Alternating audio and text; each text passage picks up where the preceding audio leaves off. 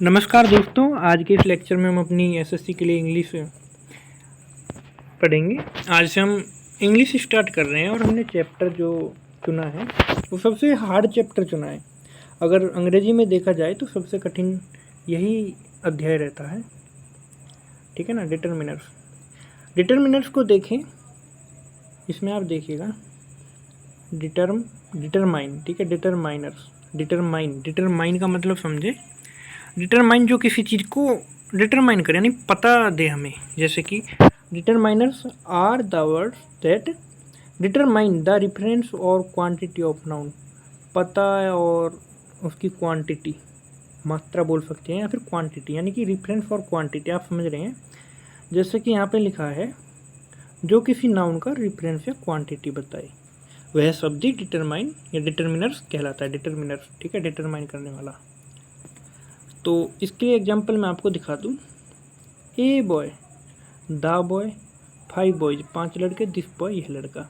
ये देखिए this boy यह लड़का, ये एक डेफिनिट है, और 5 बॉयज ये भी डेफिनिट है, द बॉय ये भी डेफिनिट है, और ए इनडेफिनिट है, ठीक है ना। इंडेफिनिट और डेफिनिट के बारे में थोड़ा सा समझा दूँ आप लोगों को। वो क्या होता है, डेफिनिट का मतलब है देखो यहाँ पे इस वाले एग्जांपल पे देखो, I know a boy, the boy is aspiring in Delhi police. मैं लड़के को जानता हूँ या फिर मैं एक लड़के को जानता हूँ। आप यहाँ पे बताइए, एक लड़का कोई निश्चित है भाई, कोई भी हो सकता है एक लड़का, तो है ना। अब the boy is aspiring in Delhi police, अब ये द है ना, ये पहले से जिस लड़के की चर्चा की जा चुकी है उसके लिए यूज किया गया। यहाँ पे ए इसलिए नहीं लगाया क्योंकि ए और लगाते तो वो किसी और को दर्शाता, लेकिन द कौन से लड़के को दर्शा रहा है, द इस पहले वाले लड़के को दर्शा रहा है। तो ये वाला तो डेफिनिट हो गया क्योंकि ये निश्चित है, क्योंकि इसकी पता है हमें कौन से लड़के की बात चल रही है, लेकिन इस ए से पता नहीं चल रही कौन से लड़के की बात चल रही है, तो इसको इनडेफिनिट बोलेंगे और इसको डेफिनिट बोलेंगे, ठीक है ना। कोई डाउट हो तो पूछ सकते हो। हाँ देखो ज़रा, एक सेकंड रुको, ये वाली हेडिंग देखिएगा आप, ठीक है।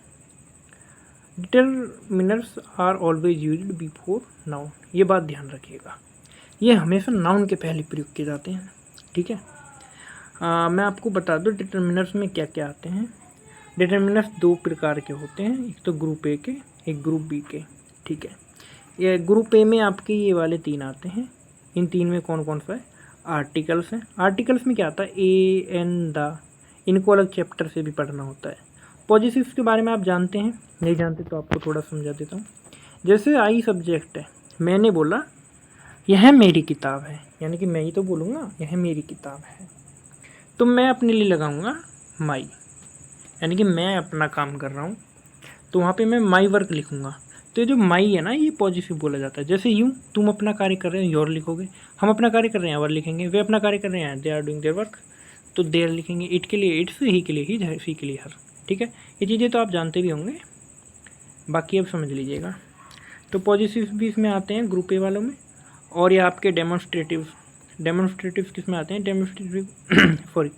डेमोन्स्ट्रेटिव्स क्या होते हैं, दिस, दैट, दीज, दोज। सच वाले के बारे में थोड़ा अलग से अध्ययन करेंगे, ठीक है। तो आपके डेमोन्स्ट्रेटिव्स होते हैं। अब हम क्या पर देखते हैं, अभी ग्रुप बी के चालू हो गए डिस्ट्रीब्यूटिव्स और न्यूमेरल्स, मतलब नंबर वाली संख्या जो होती है 1 2 3 4। इसमें डिस्ट्रीब्यूटिव्स में आते हैं each, every, neither, either, any, no, ठीक है।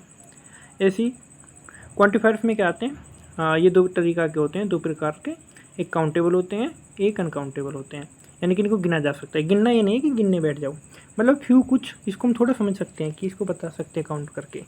मैनी कितने थे भाई, 10 थे, 20 थे, 30 थे, बता सकते हैं ना, countable. A number of the ही रहा है, नंबर ऑफ मतलब गिनी जा सकती है। लिटिल, मच, हाउ मच, बोलते नहीं कि हाउ मच या फिर मच मीन्स कितना, जिस चीज़ को तोलते हैं उसके लिए मच लगाते हैं, जिसको गिन नहीं सकते उसके लिए मच लगाते हैं, तो पता होगा। अमाउंट के बारे में आप जानते हैं, अमाउंट ऑफ एक साथ आता है, ठीक है। आगे देखिएगा, एक सेकंड रुकिए, ठीक है। अब एक बात आप लोगों ने देखी होगी, प्रोनाउन और डिटरमिनर में क्या अंतर होता है। डिटरमिनर्स में क्या अंतर है ये आपको मैं बता देता हूँ। एक प्रोनाउन जो होती है यह नाउन की जगह यूज की जाती है ना। कहते हैं कि नाउन की जगह पर जो शब्द इस्तेमाल किया जाता है उसको प्रोनाउन यानी कि प्रोनाउन कहते हैं, ठीक है ना, सर्वनाम। इसी तरीके से डिटर्मिनर है, ये नाउन के पहले यूज किया जाता है यानी नाउन के आगे लगाया जाता है। अब इसको जो है एग्जाम्पल्स के थ्रू समझेंगे। इतना याद रखना कि प्रोनाउन तो वो है जो किसी नाउन की जगह पे आ जाए, और डिटर्मिनर वो है जो किसी नाउन के पहले यूज किया जाए, ठीक है ना। तो एक एग्जाम्पल मैंने यहाँ पे दिया है, दिस इज माई कार, ठीक है, this is my car. This तो यहाँ पे सब्जेक्ट का काम कर रहा है, इज यहाँ पे वर्ब का काम कर रही है, और माई कार यहाँ पे कम्प्लीमेंट का काम कर रहे हैं, ठीक है। अब क्या करेंगे यहाँ पे, दिस किसकी बात हो रही है, कार की तो बात हो रही है। यहाँ पे कार नहीं लिख के यहाँ पे दिस लिख दिया, तो दिस का क्या मतलब है, ये कार की जगह यूज किया गया है। और जब कोई शब्द किसी संज्ञा या किसी नाउन की जगह यूज किया जाता है तो उसको प्रोनाउन यानी सर्वनाम बोलते हैं, प्रोनाउन, ठीक है। और this is my car, car तो नाउन होगी, नाउन के पहले क्या यूज किया गया है, पॉजिटिव है, कौन सा, आई का पॉजिटिव है माई, तो माई क्या है, डिटर्मिनर है यहाँ पे। ये चीज़ समझ में आ गई ना, एक बार और समझ लीजिए, दिस इज माई कार, यह मेरी कार है। दिस तो प्रोनाउन है तो समझ में आ गया कि कार की जगह दिस लिखा है। कार नाउन के आगे जो यूज किया गया है उसको बोलते हैं माई, माई। यहाँ पे इस टेंस में कार के आगे यूज किया गया है उसको हम बोल रहे हैं माई, माई मीन्स मेरी कार। तो इसकी मतलब जो एक तरीके से रेफरेंस बता रहा है कि कार किससे संबंधित है, मुझसे संबंधित है, तो डिटर्मिनर हो गया। एक और एग्जांपल देखते हैं, चलो कोई दिक्कत नहीं, यहाँ से समझ में आएगा। अब एक चीज़ देखिएगा, दिस यहाँ पे प्रोनाउन का काम कर रहा है, क्या ये अब डिटर्मिनर का काम करेगा। This book is very good, यहाँ पे देखिएगा नाउन के पहले दिस आ गया, अब ये यहाँ पे डिटर्मिनर का काम करेगा, है ना। This book is very good, है ना। तो सब्जेक्ट का काम ये है, वर्ब का ये कम्प्लीमेंट का ही कर रहा है। इससे ज़्यादा मत सोचो, बस आप इसके बारे में पढ़ो। दिस बुक, नाउन के आगे क्या यूज किया जाता है, जैसे कि मैंने डेफिनेशन बताया, नाउन के आगे या नाउन के पहले यूज किया जाता है डिटर्मिनर। आगे देखते हैं, एक और एग्जाम्पल, बहुत अच्छा एग्जाम्पल है, each of you will be awarded, है ना। ईच ऑफ यू, यहाँ से क्या समझ रहे हैं, ईच किसके लिए यूज हो रहा है, यू। यू में से जो है, यू में कोई लड़का है, उसकी जगह हमने किसका प्रयोग किया है, ईच का प्रयोग किया है, यानी कि किसी संज्ञा के स्थान पर हमने ईच का प्रयोग किया है। ईच ऑफ यू, तुम में से प्रत्येक, यानी कि लड़कों के कुछ नाम होंगे, तुम में से जैसे बोलते हैं तुम में से हर्ष को, तुम में से प्रीत को, तुम में से उसको, इसी तरीके से तुम में से प्रत्येक संज्ञा की जगह यानी नाउन की जगह आपका ईच का प्रयोग क्या है, ईच आपका प्रोनाउन हो गया। तो यहाँ पे ईच क्या है, प्रोनाउन है, देखो यहाँ पे मैंने लिख रखा है, each boy will be punished, यानी कि प्रत्येक लड़के को दंडित किया जाएगा। तो ईच बॉय, यहाँ पे कोई वो नहीं है, यहाँ पे नाउन और नाउन के पहले आपका बॉय, ईच, ठीक है। तो ईच आपका यहाँ पे क्या है, डिटर्मिनर है, ठीक है दोस्तों, समझ में आ रहा है ना। अब एनी वुमेन, यानी कि प्रत्येक महिला, यहाँ पर आज़ादी से रह सकती है। एनी नाउन के पहले है तो यहाँ पे डिटर्मिनर होगा, ठीक है ना, ये भी डिटर्मिनर है। यहाँ तक समझ में आया ना, एनी भी ये वाला ईच डिटर्मिनर है, ये वाला एनी। एनी ऑफ वुमेन, यानी कि महिलाओं में से कोई, जैसे महिलाओं में से रश्मि, महिलाओं में से कोई एक, वो जो कोई है वो प्रोनाउन है, प्रोनाउन जो किसी के नाम के स्थान पर यूज किया गया है, ठीक है। ये समझ में आ गया ना प्रोनाउन और इसमें आपके डिटर्मिनर में अंतर। अब एक अंतर थोड़ा सा आपका डिफरेंस जो है, डिटर्मिनर, एक सेकेंड सॉरी, अरे यार,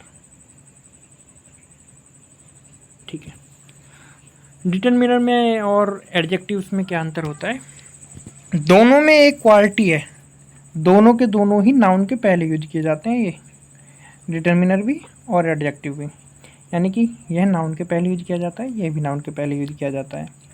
यह क्वांटिटी बताता है, ध्यान दीजिएगा, डिटर्मिनर तो आपका क्वांटिटी बताता है और एडजेक्टिव में आपका क्वालिटी बताता है। जैसे कि समोसे थे, 10 समोसे थे, 10 जो है वो डिटर्मिनर है, और कोई कह दे कि गरम समोसे थे, यहाँ पे जो आपका हॉट है ये आपका एडजेक्टिव है ना। अब तीसरा है, यह एक नाउन के लिए एक ही आता है, यानी कि अगर एक नाउन है ना तो उसमें डिटर्मिनर एक ही लगेगा, जैसे कि आप बोल सकते हैं आप दीज दो दिस, ये दीज दो दिस मैंगो, ऐसे नहीं लिख सकते ना आप। ये लिखेंगे दीज मैंगो या फिर दिस मैंगो, एक साथ सभी के लिए नहीं लिख सकते। तो यानी कि यह एक नाउन के लिए एक ही आता है। इसी तरीके से यह मोर देन वन, एक से ज़्यादा हो सकता है।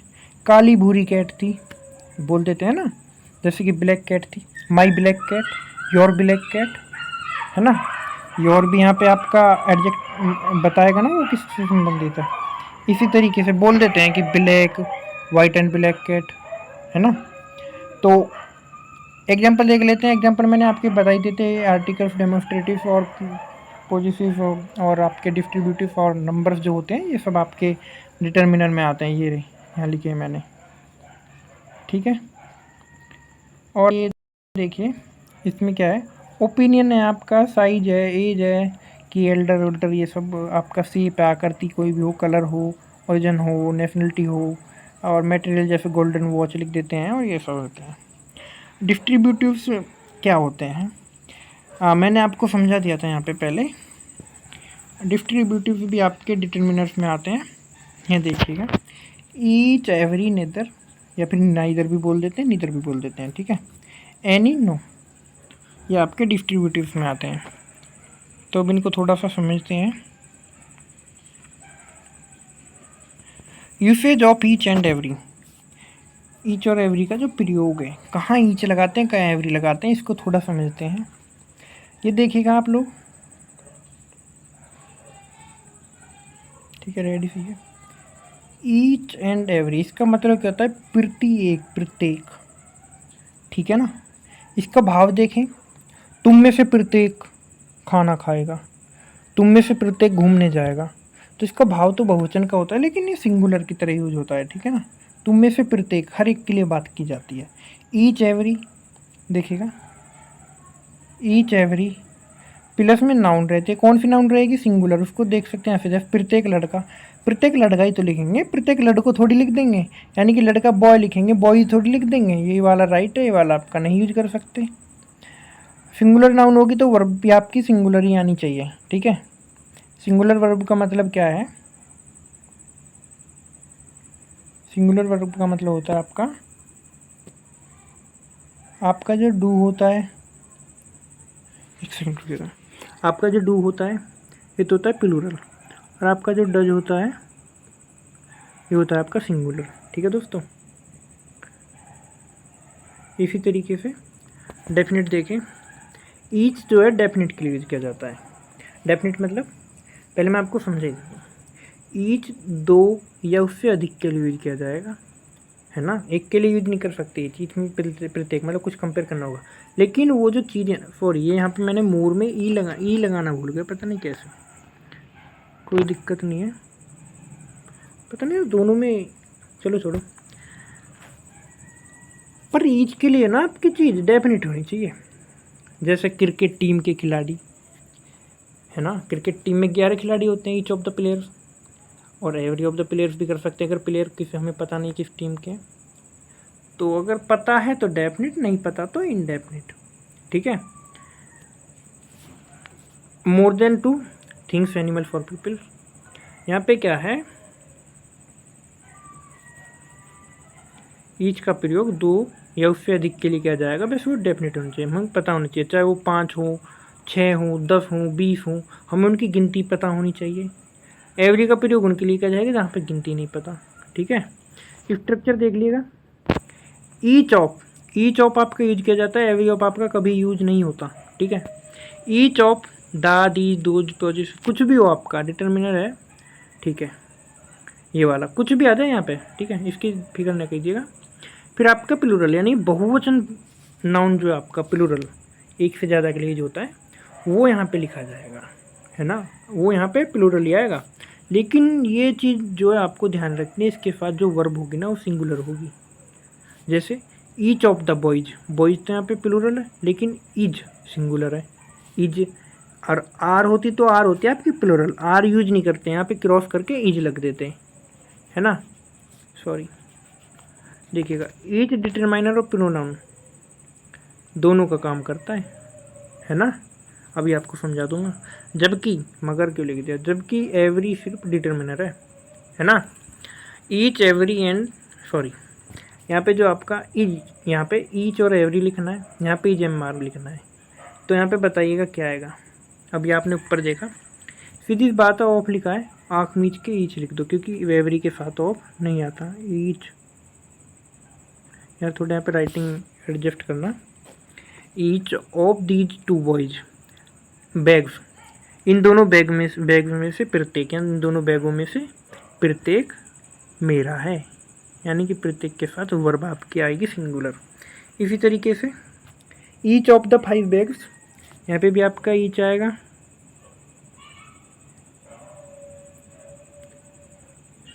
सॉरी यार, ये तो ज़्यादा दिक्कत हो गई है, छोटा ज़्यादा हो गया ये। Each of this 5 bags is mine. अब यहाँ पे देखिएगा, साइड ऑफ दिस कॉइन, भाई देखिए आप बताइए किसी कॉइन की कितनी साइड हो सकती है, किसी सिक्के के 2 ही तो साइड हो सकती हैं, एक हेड और एक टेल। तो उसकी तो हमें पता है, डेफिनेट है। तो यहाँ भी हम लोग क्या लिख देंगे, ईच लिख देंगे। Each side of this coin is, verb तो सिंगुलर यानी है। अब यहाँ पे देखिए क्यूब, आपने क्यूब तो देखा ही है ना, रीजनिंग वाले हो यार।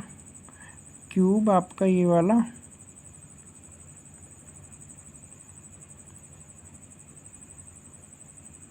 इसमें कितने पृष्ठ होते हैं, 6। यार कितना बेकार क्यूब बना है, चलो एक बार और ट्राई करते हैं अच्छे से, ऐसे बनाते हैं ना। तो इसमें कितनी साइड होती हैं, इसमें आपकी 6 साइड होती हैं। तो हमें ये भी पता है 6 साइड मतलब डेफिनेट है, इनको हम पढ़ सकते हैं। तो ईच लिखेंगे यहाँ पर, क्योंकि ये भी डेफिनेट है। Each side of the cube is red. अब यहाँ पे देखिए असली चीज़ तो यहाँ पे आई है, we go to the market each Sunday या एवरी संडे। भाई देखो अगर 10 साल में देखें तो कितने संडे होंगे, कम से कम 520 से ज़्यादा संडे होंगे। 5 साल में देखें, ऐसी अलग अलग सालों में देखें तो कम से कम आपके 5 साल में 260 संडे होंगे, यानी कि संडे आपके निश्चित नहीं है, डेफिनेट नहीं है। तो यहाँ पे आप लगाएंगे, क्या लिखेंगे यहाँ पे, एवरी, ठीक है ना, यहाँ पे एवरी यूज होगा। इसी तरीके से ईच एवरी से इरर्स पहचानने की पर्सन, ये तो आपके चीज़ समझ में आ गई, क्योंकि ये सारे डेफिनेट थे। 2 डेफिनेट है तो each of these 2 bags is mine, each of these 5 bags is mine, क्योंकि 5 भी डेफिनेट है, पता है हमको 5 बैग हैं, 5 बैग है पूरे। तो वहाँ पे ईच आ गया। Each side of this coin, भाई सिक्के की 2 ही तो साइड होती है। अगर हमको नहीं पता होता कि सिक्के में कितनी साइड होती हैं तो हम लगा देते एवरी, लेकिन हमको पता है सिक्के में कितनी साइड होती हैं, 2 साइड होती हैं, तो हमने ईच लिख दिया। अब ईच के साथ ईच आएगा ही, ईच और एवरी के साथ यहाँ पे देखिएगा सिंगुलर वर्ब यूज की जाती है। मैंने आपको ध्यान रखने की बात बोली, यहाँ से पर्सन बहुत ज़्यादा बनते हैं, ठीक है। अब ईच एवरी के इरर्स पहचानने वाले पर्सन आते हैं। आई नहीं, मैं जानता हूँ ईच या एवरी यूज करना है ऑफ दैम, उनमें से प्रत्येक को जानता हूँ। तुम्हें अभी मैंने बताया है एवरी के साथ तो कभी ऑफ लगेगा ही नहीं, ये चीज़ दिख रही है आपको, एवरी के साथ कभी ऑफ लगेगा ही नहीं, ध्यान रखना हमेशा, है ना। तो यहाँ पे आँख मीच के आप एवरी को काट दो, यहाँ पे रहेगा आई ने ईच ऑफ देम। इसी तरीके से ईच या एवरी ऑफ देम, यहाँ भी आँख मीच के आप एवरी को काट दो। Each player stayed in their room, अब यहाँ पे बताइए यहाँ पे ईच यूज करें या एवरी, मैंने आपको बताया था प्लेयर के लिए आप ईच भी यूज कर सकते हैं, एवरी भी यूज कर सकते हैं। किस लिए, अगर आपकी क्रिकेट टीम होती तो खिलाड़ी होते हैं आपके 11, निश्चित है, डेफिनेट है। और अगर आपके खिलाड़ी हैं हमको उनके बारे में पता ही नहीं है तो भाई देखो एवरी यूज कर दो, तो ईच और एवरी दोनों यूज कर सकते हैं। तो यहाँ पे एरर कहाँ है, तो ये जो आपका एरर बोलते हैं इसको, एरर कहाँ है, तो आपका एरर जो है each player stayed in their. भाई देखो ईच के साथ जो है सिंगुलर आना चाहिए, प्लूरल आना चाहिए, ईच मीन्स प्रत्येक, तो इसके साथ तो सिंगुलर आना चाहिए।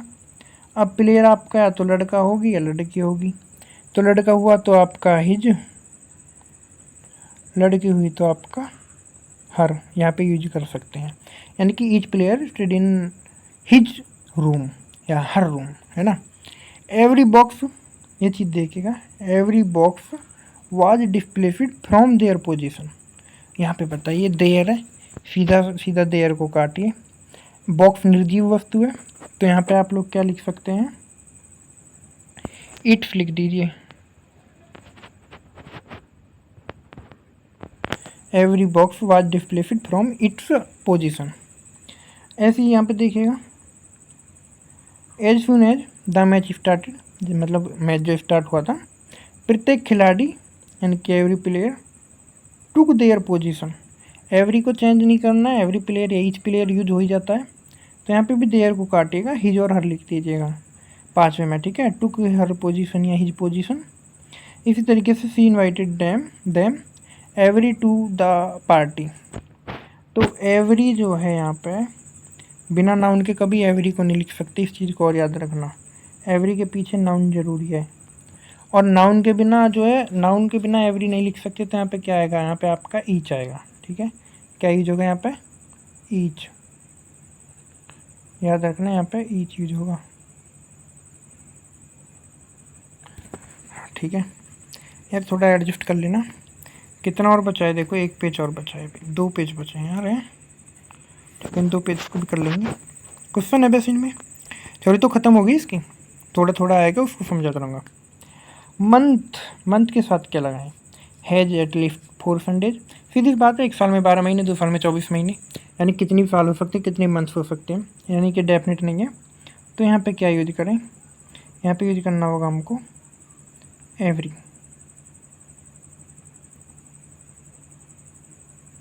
Every month has at least 4 Sundays. They have market, कुछ लोगों को आदत होती है ना, कैलेंडर में क्या है, हर संडे पर टिक लगाया है। भाई हमको पता है 1 महीने में या तो 4 फ्राइडे, 1 महीने में या तो 4 फ्राइडे होंगे या 5 फ्राइडे होंगे, यानी कि ये भी डेफिनेट है। तो यहाँ पे क्या लिख देंगे, यहाँ पे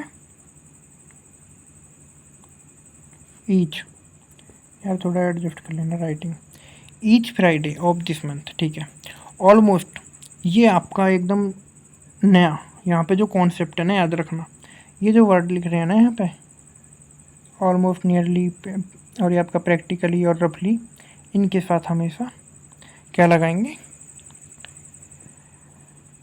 एवरी लगाएंगे। याद रखना क्या लगाएंगे इनके साथ, एवरी,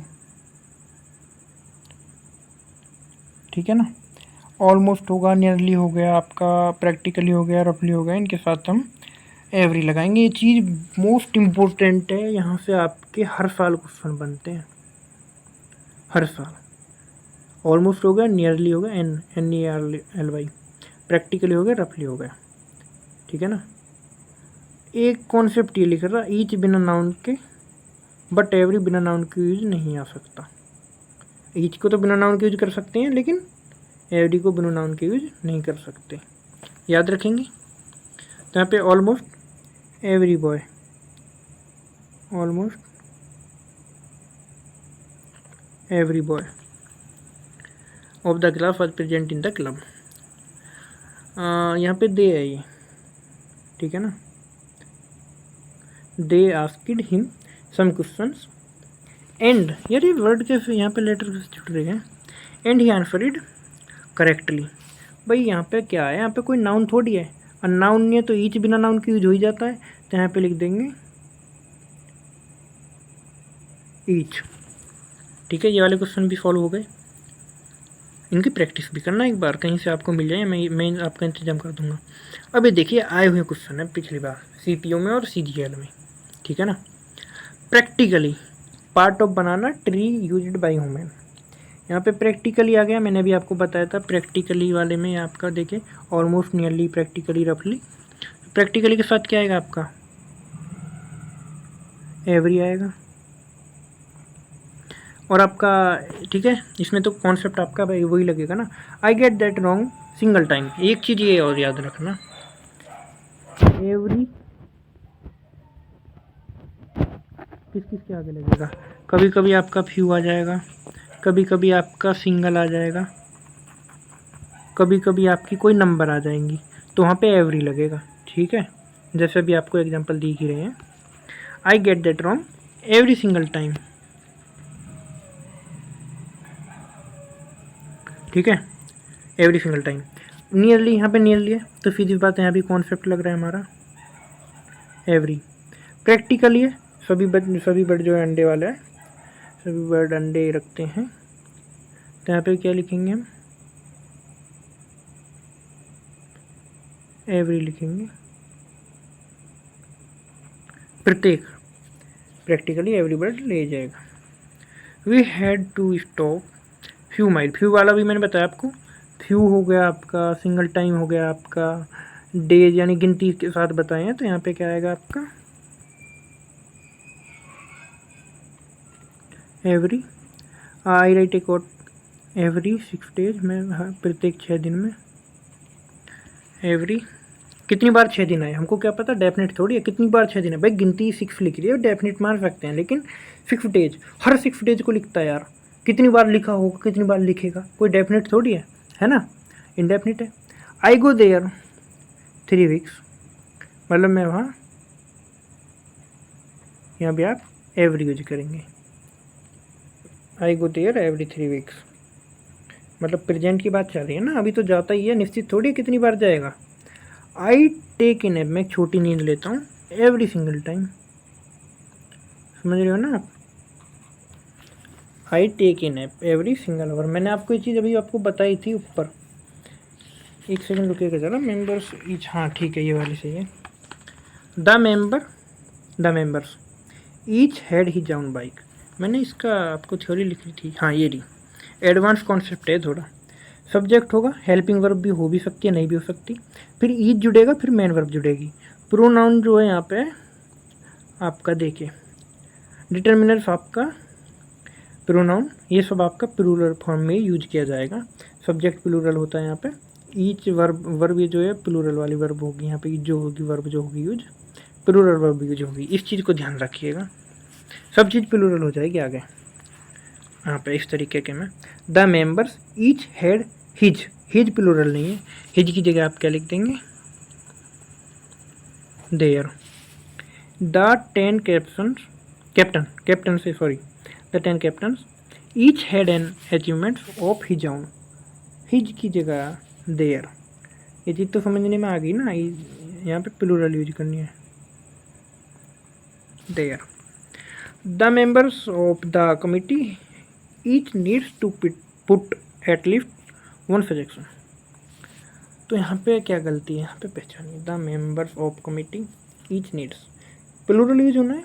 वर्ब देखिएगा, मैंने यहाँ पे लिखा है ना कॉन्सेप्ट में, वर्ब भी प्लूरल होनी चाहिए, ये सब प्लूरल होनी चाहिए, सब्जेक्ट प्लूरल है। तो इस तरीके की ये वाला, सॉरी एक सेकेंड, ये स्ट्रक्चर आपको याद रखना है। तो यहाँ पे नीड में एस की जरूरत नहीं है, क्योंकि एस तो सिंगुलर के साथ लगाते हैं वर्ब में, यहाँ पे प्लूरल है तो प्लूरल के साथ क्या लगाएंगे, नीड लगाएंगे। ये वाली मिस्टेक बहुत ज़्यादा बैंक वाले क्वेश्चन में पूछी जाती हैं ये तीनों, है ना। आगे देखिएगा, स्ट्रक्चर तो आपने देख लिया, थोड़ा और एडवांस देख लीजिएगा। एक होता है एवरी वन, एक होता है एवरी वन, यानी कि एवरी वन और एवरी वन। एवरी वन जो होता है तो एक डिटरमाइनर होता है, वन ह्यूमन थिंग्स मतलब यहाँ पे कर सकते हैं यूज, प्लस में आपका ऑफ लगा सकते हैं, ठीक है।